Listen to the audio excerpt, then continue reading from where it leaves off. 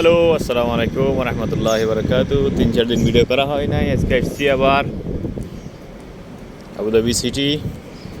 এটা হচ্ছে airport road. আমি আছি এখন আমার অফিসের সামনে।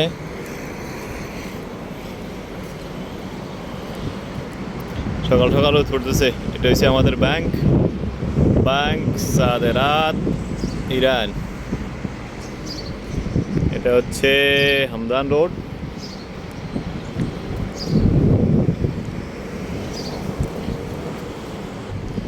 মাশাআল্লাহ, রোদের তাপটা অনেক বেশি। সকাল সকাল রোদ, মাশাআল্লাহ অনেক সুন্দর।